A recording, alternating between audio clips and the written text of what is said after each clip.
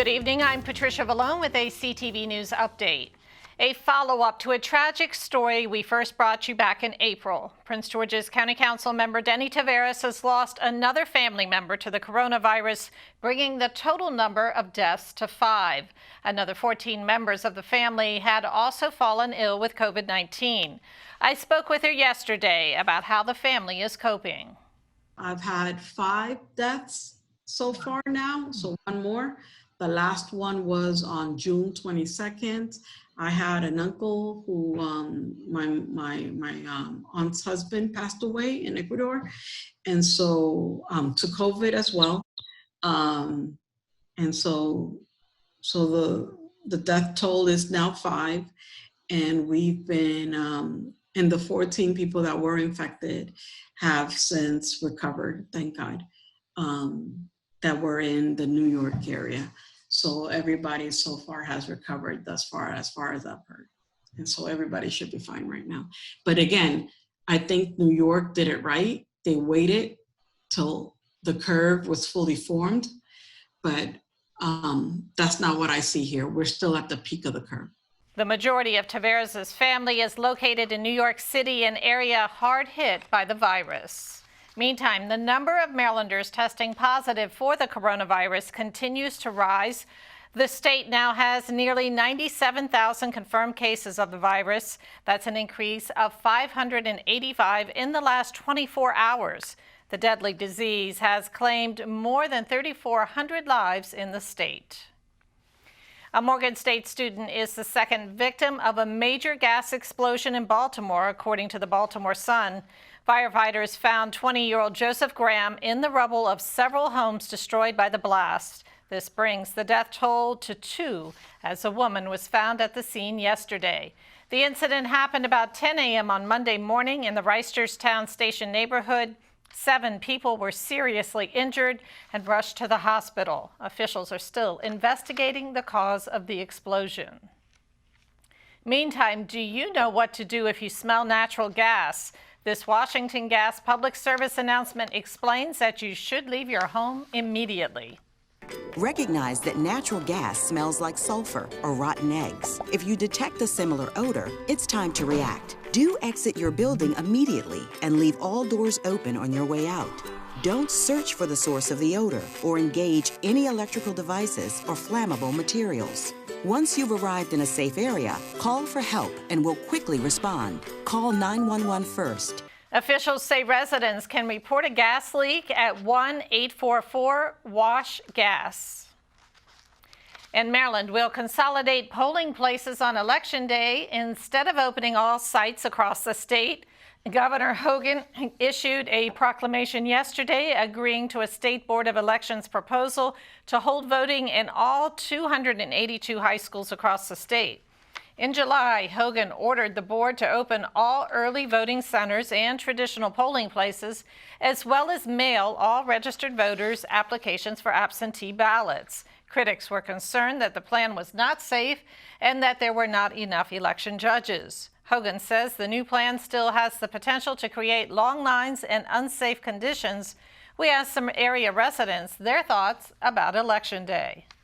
I mean, mailed in for the pandemic, but I think it should be both. If you're able to and you feel comfortable to go in, then definitely by all means go in.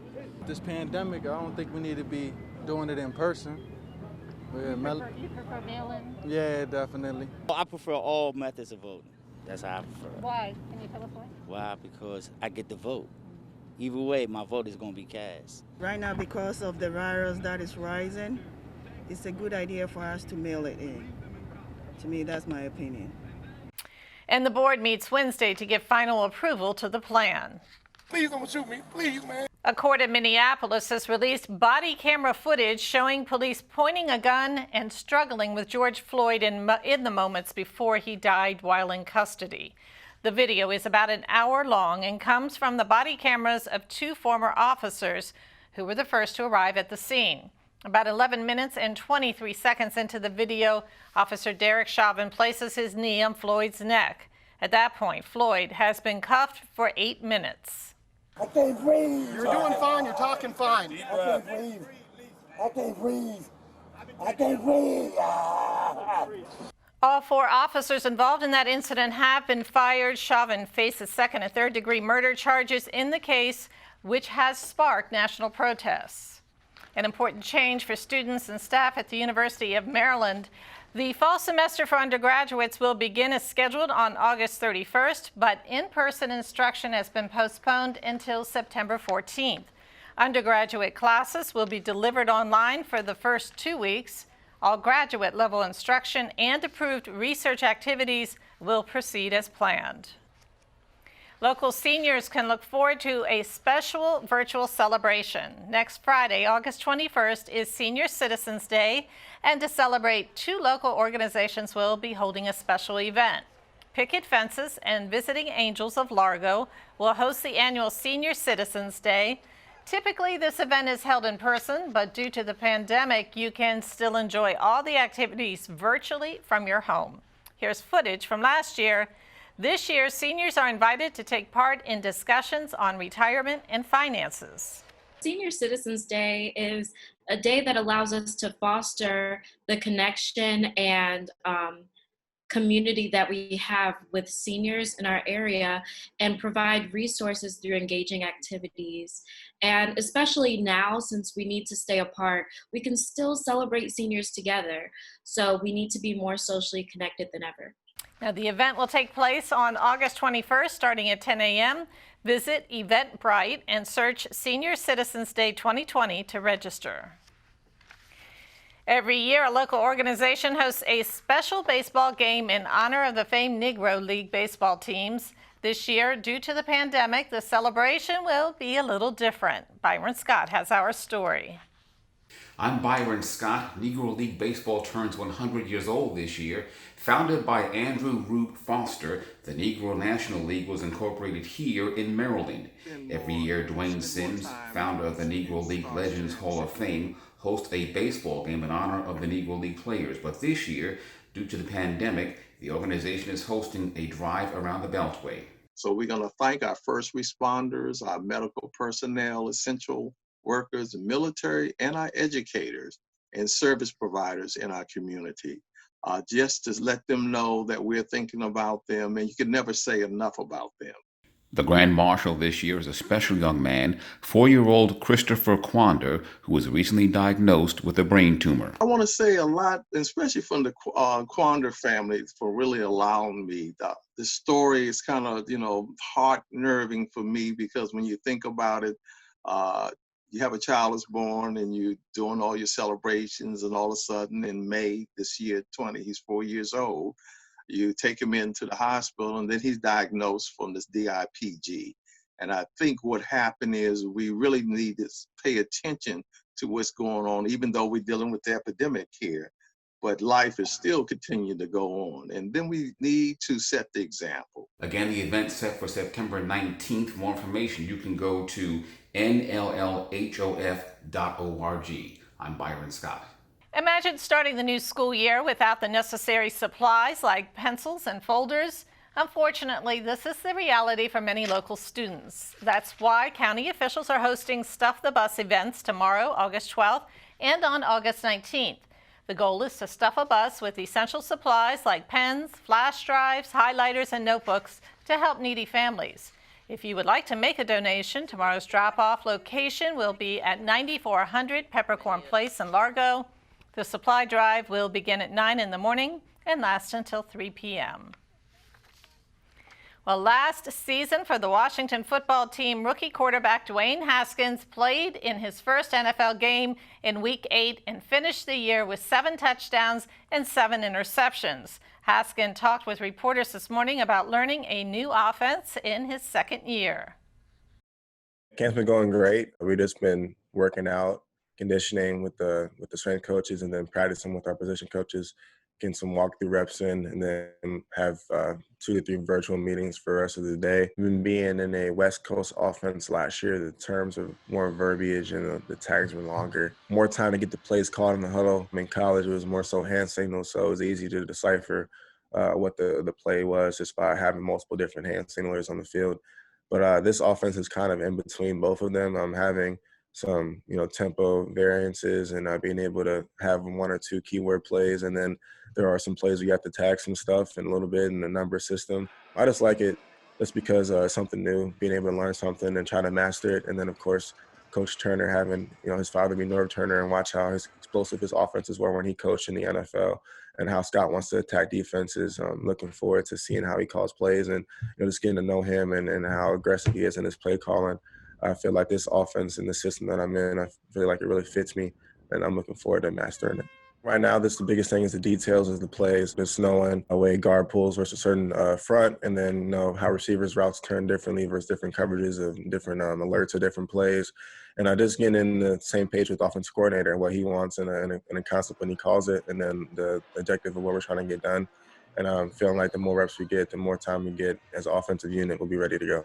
I definitely want to be a pass-first quarterback. I love throwing from the pocket and dissecting defenses, and with me being in better shape and me working on me being more explosive and a dynamic out of the pocket, I feel like that can be a part of my game that can be slept on a little bit, and that I can use to, make some extra plays or extend a third down, get a first down, and, make some stuff happen, and, got to have a situation. So looking forward to making some plays with my feet this year too. And Haskins played his college career at Ohio State, which is in the Big Ten Conference with the University of Maryland. And he was also asked about how he felt about reports that the college football season might be canceled. I just feel a lot of hurt and pain for them, because I know what it's like to get ready for a season in college, especially with having winter workouts, spring football, summer conditioning, and how much work it is just to get to football time, and all the time spent trying to get ready for the season, and then to potentially not have one, and the guys who are trying to get looks to potentially play professionally one day. I just feel for them and grieve for them. I have a lot of friends that still go to Ohio State, classmates that I went to school with. So just seeing that there's a possibility for them, postponing or not having a season at all, I just, feel for them, because I know they work really hard for it. And, I hope that the season happens for them. Major League Baseball news, the Washington Nationals end their 3-game losing streak. They let their bats do the talking and crush the New York Mets 16-4. Young star Juan Soto led the fireworks with a monster shot to center field. Juan Soto coming up. Soto connects on the first pitch, and Nimmo's backing up. He'll see it fly. Juan Soto, go long. It's 5-0. Wow. Now we're looking at a potential National League MVP. And the Nats are now 5-7. They take on the Mets again tonight at 7 p.m. And that wraps up our newscast for this evening. Join us again tomorrow, same time, same place. Have a great evening. For the latest information on COVID-19 in Maryland, visit the State Health Department website. That's health.maryland.gov. Again, health.maryland.gov. Click the link to the COVID-19 information portal. There you'll find all the latest information about coronavirus. You'll find daily updates on cases and fatalities. Answers to questions about testing and the governor's stay-at-home order are available as well. For specific information about Prince George's, visit princegeorgescountymd.gov. That's princegeorgescountymd.gov. The site offers information about local services for residents and businesses. There's a link for COVID-19 relief donations. Also, food pantry locations are listed. And if you have any questions, call the county COVID-19 hotline at 301-883-6627. That's 301-883-6627.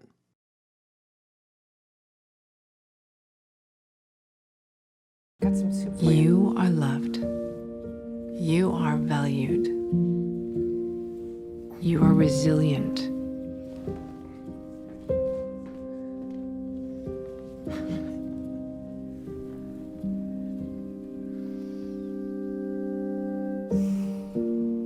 You got this.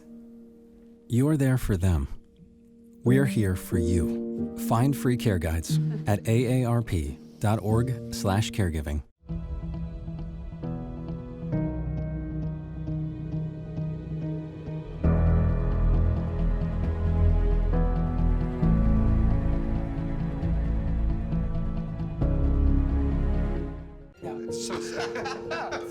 It's not.